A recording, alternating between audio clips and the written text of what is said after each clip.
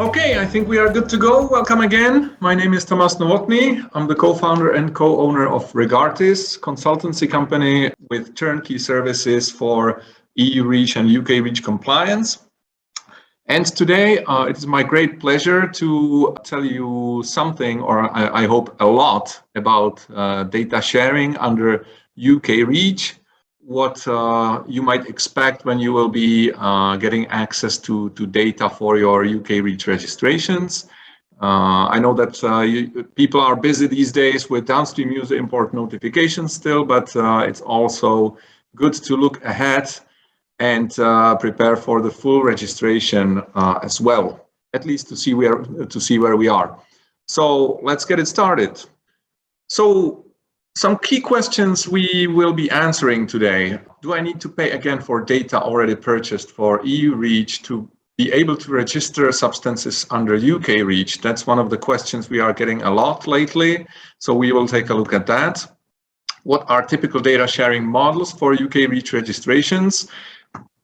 And are the data holders playing fair games with the potential co-registrants?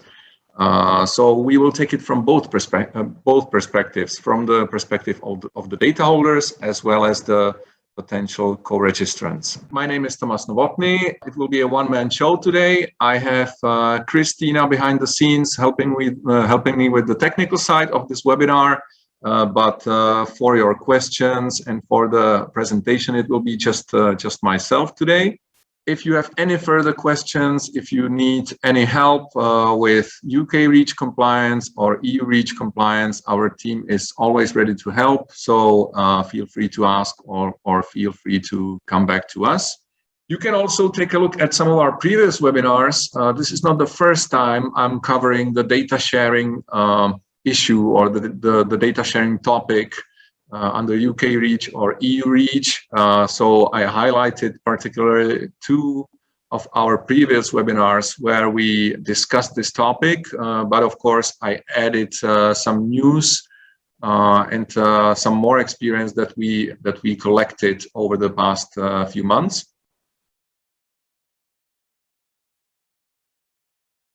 So there are two of our previous webinars, particularly relevant for data sharing, where we learned in one of those that 32% of the respondents think that the data sharing negotiation experience and letter of access negotiation experience is critical for a good only representative. So it seems that the data sharing negotiation or letter of access negotiation is a vital part for most of you or for some of you to proceed with the registrations. And the experience showed us that it might be really critical, because one of our previous clients, when they asked us to help them with the data sharing negotiations, they came in a situation when the data holder was asking from them over 200,000 euro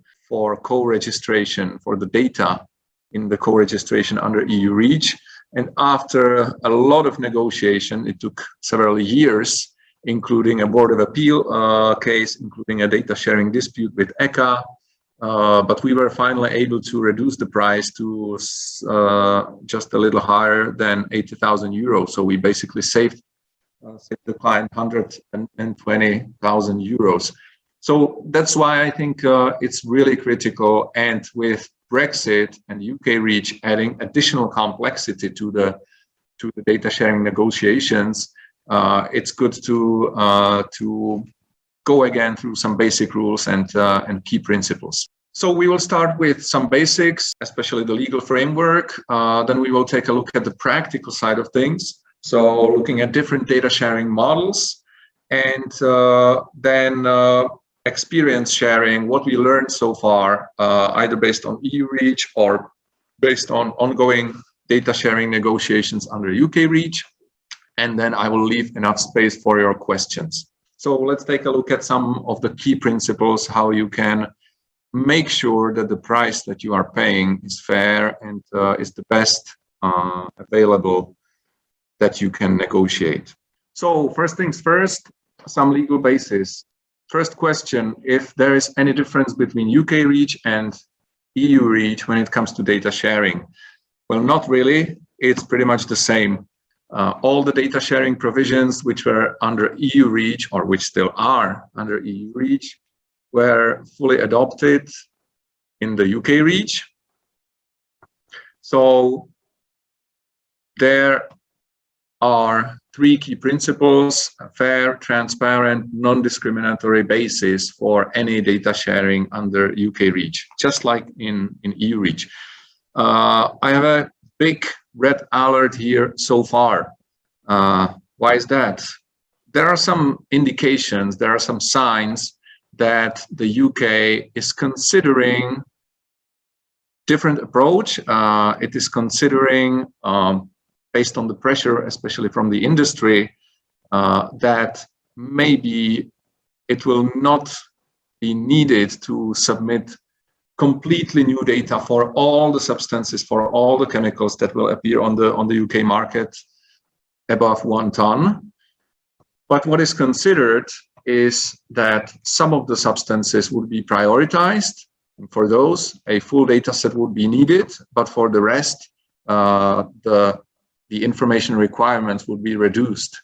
But it's still an ongoing discussion. There is nothing certain yet. But the key message from that is that if you have the option to wait with your letter of access purchase, if you have the option to wait with your access to data purchase or negotiation, wait. Of course, unless your business partners force you to register as soon as possible. You can of course initiate the negotiations, but do not buy the letter of access or do not buy the access to data yet, and wait how the UK REACH data sharing framework will look like at the end. It is expected that the decisions will be made quite fast, let's say in the first half of the next year, to still give some time for the industry, for the data holders, to be able to finalize all the contracts and to be able to proceed with the registrations. But anyway, if you can wait, wait with the final decision to purchase the data, but still it is good to start the negotiations as soon as possible to be on the safe side. So the legal basis remains the same. The keystone regulation is Regulation 2016-9, which was again adopted almost fully. I will mention some deviations in the UK, but all the key principles are still the same. So you can also rely on the guidance on data sharing published by the European Chemicals Agency in the past. As I mentioned, there are some minor deviations in the UK made to the Regulation 2016-9 on data sharing. These are concerning mainly the pre-registration, which is no longer applicable. And there was also an option for the existing groups of co-registrants to waive some of the obligations, some of the mandatory parts of the data sharing agreements, in particular the obligation to itemize the data and costs involved, and option to waive the obligation to include a reimbursement clause in the cost sharing model. So for existing contracts that were already in place, and if all the members, if all the potential new co-registrants agree to drop these provisions from the data sharing agreements, they can do so. But the key principle here is that it has to be unanimously agreed. That's a basic, simple ground rule for any kind of data sharing agreements, letters of access, whatever you call it. As long as it is unanimously accepted by all co-registrants, you can have basically anything in the contracts. You can have anything in the data sharing agreement. But it really has to be unanimously accepted by all the co-registrants. And of course, that includes potential future co-registrants. So you also have to foresee that nobody will really challenge it in future, which of course makes it much easier said than done. I will take a look at a few examples just in a moment.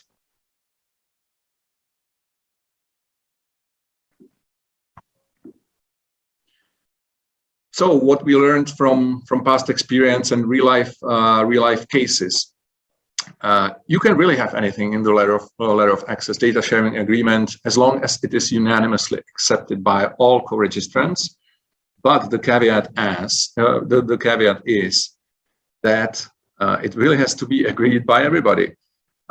So one example for all, it was quite common, especially before 2016, before 2017, that in the data sharing agreements, there was a clause that all affiliates of the purchaser of the data or purchaser of the access to data can use the purchased right to refer to the data as well. So you were a big multinational with five branches all over the EU.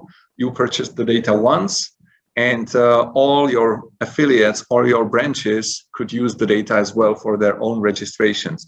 It was quite a common clause in the CEF agreements, especially in the past, and it worked really well as long as the co-registrants were of the same nature. So as long as there were multinationals with multiple branches with basically the same conditions, all of them had interest to pay only once for data and be done with it.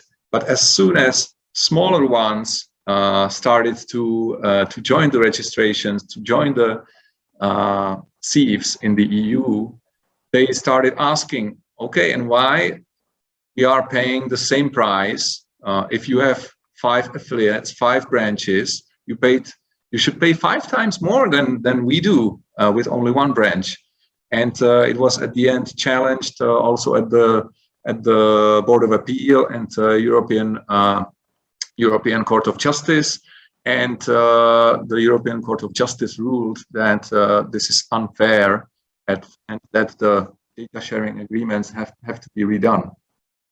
So that's why I really emphasize that it has to be unanimously accepted by all co-registrants. So why I was mentioning all this? There are all different kinds of data sharing models that we have seen in the past, all different kinds of models how to share present, past, or even future costs. And some of them proved to be working well, and some of them proved to be maybe not so fair or not so transparent. So I will mention just the most common ones. Again, some underlying questions. We are getting asked quite a lot. Will I need to pay for the data I already purchased for EU Reach? Will I need to pay again to register in the UK? Simple question. Absolutely yes. Of course, depending on the arrangement with the data holders. So the data holders are data holders. They can do with the data whatever they want.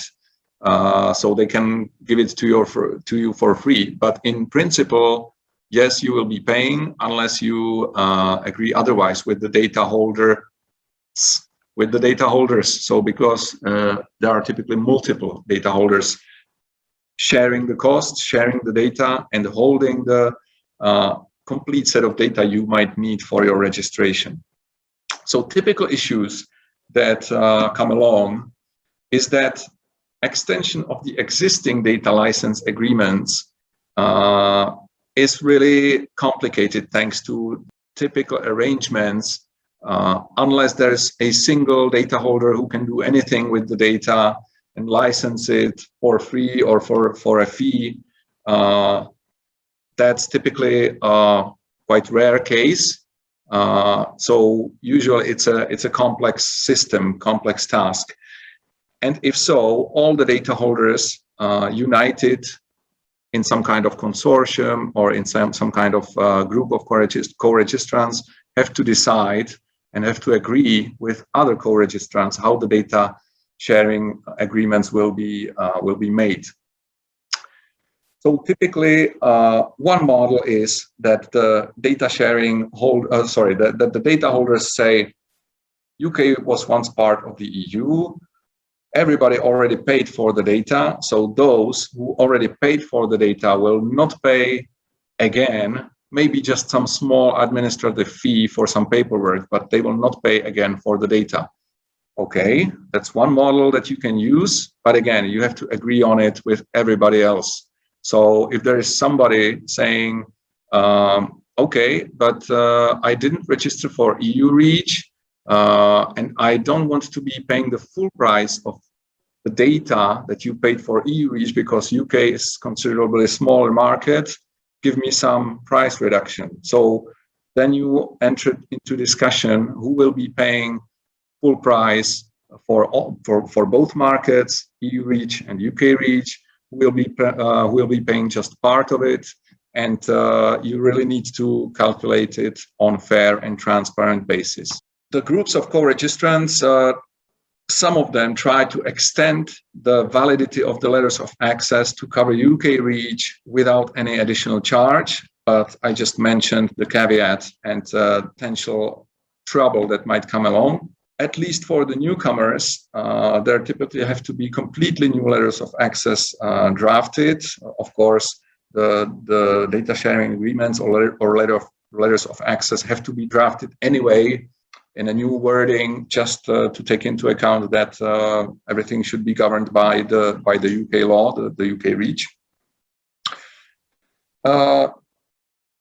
This is not an uncommon situation or not an unfamiliar situation, because we are facing the same, for example, when data holders are trying to sell the data for the use under Korea Reach, under KKDIK for Turkey, for US, for research purposes, for anything.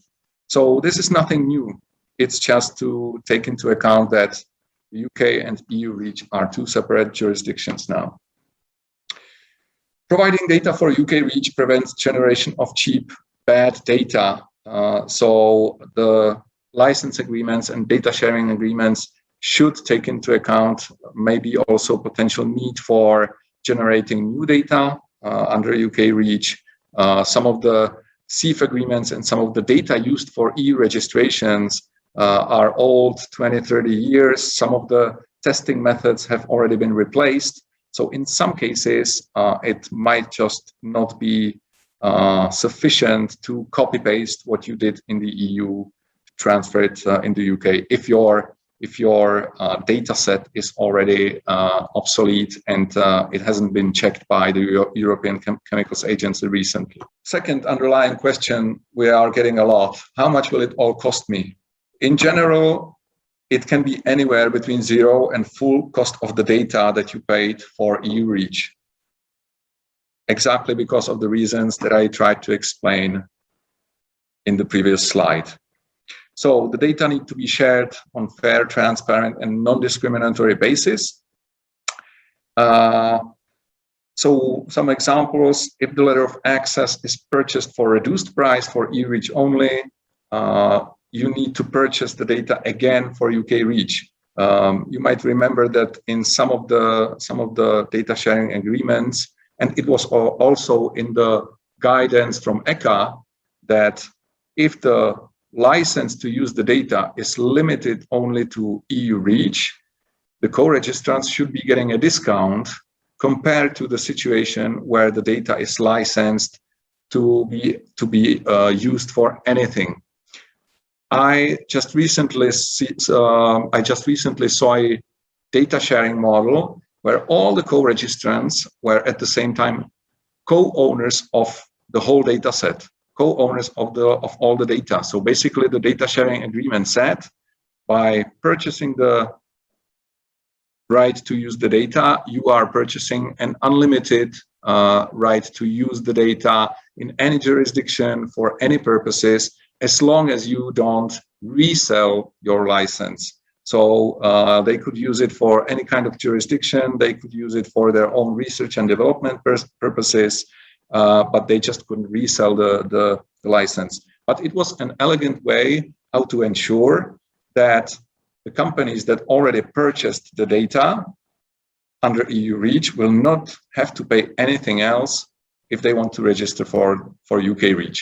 Of course, then the question will be, if some new company comes and says, I want to purchase access to data only for UK Reach, they will have to distinguish and prepare some different model for those companies that do not want the full license to use it anywhere. Yeah, so the second point just repeats what I just mentioned. If the letter of access grants unlimited data access, you can, of course, use it for UK Reach as well. 5 deadly sins, that's especially for the data holders, some lessons learned from EU Reach. There were some famous cases, famous data sharing disputes or Board of Appeal cases that formed a precedence for some of the typical data sharing misinterpretations, let's say. So first, I think the most important, itemization and justification of costs is critical, and you have to support it with evidence. So you have to really, as a data holder, you have to prove that you either paid for the data, how you decided that what kind of tests you will do, how you decided what kind of laboratories you will choose, how did you calculate the costs for existing data or for literature search data, for example, and you have to justify everything and support it with evidence. If you are not able to do that, the potential co-registrants have a really strong case to ask for some price reduction or ask for some beneficial data sharing arrangements from their side. Affiliation clause, I already mentioned, that's the case where the data holders said if you purchase the data, any of your branches can use the data free of charge, which worked until somebody disputed that because it was unfair to those who couldn't benefit from this clause. Costs incurred for managing consortia cannot be included in the letter of access price. So in the EU, consortia were often created to manage also the letter of access price or manage the CEFs, manage the data sharing arrangements. But the consortia typically had also other agenda and other tasks in their portfolio, but the data owners often tried to charge also the running costs for the consortia management in the letter of access price, which was not fair, of course. No entry barriers possible. So if you get asked, if you ask for the price of the letter of access, you should get it without any further questions or any further requirements. And you should get a detailed breakdown of costs if you ask for it. So nobody can ask you for an NDA. Nobody can ask you for some kind of administrative fee for you to get the breakdown of costs of the letter of access. You should be able to get it promptly and without any entry barriers. And don't forget about the reimbursement mechanism. That's, again, for the data holders. It's not only about how you will split the existing costs among the existing co-registrants or potential co-registrants, but also how will you reimburse the co-registrants in case in future there are more and more companies sharing the costs. So if you start with 5 companies sharing the costs and in 2 years the group of co-registrants grows to 10 companies, in theory the price should be half for everybody. So you need to include the reimbursement mechanism and reimbursement clause into the data sharing agreement as well. Just a few other items to make it complete. Costs might also be higher at the end than you were used to pay for EU Reach because the groups of co-registrants, as we call them CEFs under EU Reach, might get smaller in the UK. So if you had 10 companies registering in the EU, maybe only 3 of them will be supplying on the UK market. So maybe only 3 of them will apply for UK Reach registration, which can at the end make the data access quite costly. And UK REACH implemented the 12-year data protection rule, just like we have in the EU REACH. If you face any trouble, you can also use the Data Sharing Dispute Institute, which is filed at the UK HSE. And you can also appeal the decision from the UK HSE. You can appeal. You can make an appeal to the first tier tribunal. So again, you have two instances where you can challenge the decisions. And it is quite a successful institute that is often being used, especially by the claimants, by the potential co-registrants. As you can see, there were over 100 data sharing disputes since 2010 under EU REACH, and 67 of them were in favor of the claimant, whereas minority, 41, was in favor of the data owner. So as a data owner, you are really on a thin ice, and you really need to make sure that you have everything in line and you can justify everything. Otherwise, the claimant has a great advantage. Some questions that we are often getting. I mentioned some of them already, but just to repeat, UK REACH and EU REACH data sharing provisions are the same. There are no major changes introduced or left out under UK REACH. You will need to pay for the data that you already purchased for EU REACH unless you agree with everybody potentially co-registering that it should be otherwise. So not only with existing co-registrants or the immediate co-registrants, but also with the potential future new co-registrants and data holders. How much will it all cost you? As I mentioned, between zero and full cost of the generated data, you name it. That's, again, exactly why you need to negotiate and why you should know your rights, what you can ask for. So some take-home messages. I think the most important is not to let the data holder hold you under your neck until you run out of time. I will also show a few examples where we really experience that the data sharing negotiations can be really long. It can take months, it can take even years. So we also experienced that the less time you have, the closer to the deadline, to the registration deadline you are, the more pressure, of course, there is for you to register and to accept whatever conditions the data holder is giving you.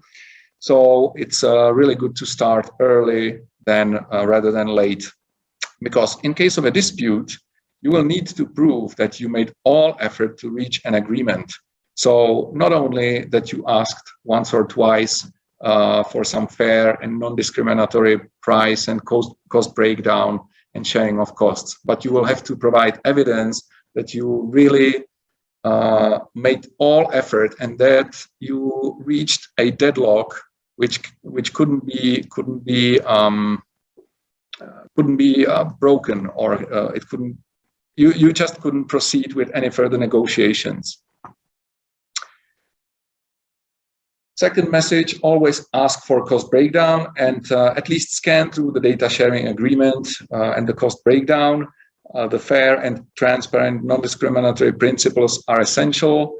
My personal rule of thumb is when we are talking about more than 10,000 euro, that's when I start looking in more detail. If we're talking about less than 10,000 euro, I just really scan through the cost breakdown and the data sharing agreement if there's something striking the eyes. But if it's more than 10,000, 15,000 euro, that's when I start looking in more detail. Because even such a simple question to ask for the cost breakdown can already lead to significant price reductions. I will show you one of our experiences.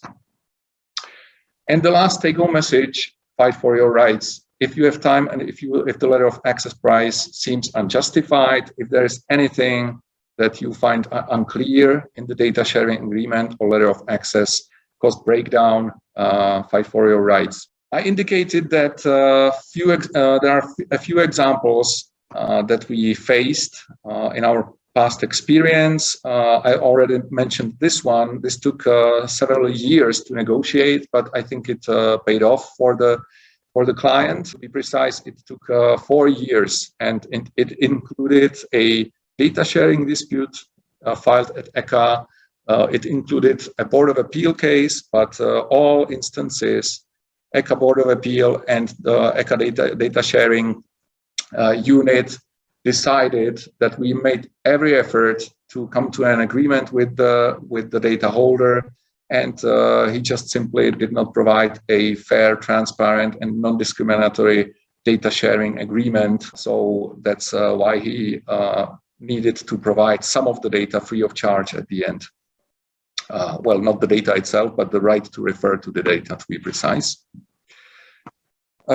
We also had one chemical, it was ash from rice husk, where simply by asking for the cost breakdown, the data holder said, okay, it would be too much of a burden for me to provide you all different items that are included in the price and to justify them. So they simply just reduced the price. The client accepted the price, and everything was fast and smooth then. Often we are also facing non-responding lead registrants or data holders, and in the EU, ECHA can help with that. In the UK, it will be the UK HSE, where you can turn to if you are dealing with a non-responding lead registrant. But we will be covering the lead registrant nomination and the lead registrant mechanism under UK REACH in one of our future webinars. Before we jump to the questions, I just would like to invite you to our next webinars. So the first one will be on appointing the lead registrant under UK REACH. There are some discussions and uncertainty how the process really works. So our experts will try to guide you through. We again faced all different kinds of situations and different models so far under UK REACH. So we will share that with you. And then towards the end of November, it will be well past the downstream user import notification deadline. So we will be looking at what's next. You can watch any of our previous webinars. We have all of them on YouTube. And in November, we are also organizing our annual chemicals management cruise. This time it will be online, unfortunately. We are still waiting for the waves of the pandemic to go away in some countries. So we decided to make it online this time. Don't panic, our button is still working 24/7 as with any decent consultants. So if you need any help, well, especially now with the downstream user import notifications, if you need an only representative, we have registered office in the UK as well as in the EU. So feel free to contact our experts. And if you have any questions, you have our contact details. So thank you very much for attending, and let's take a look at your questions.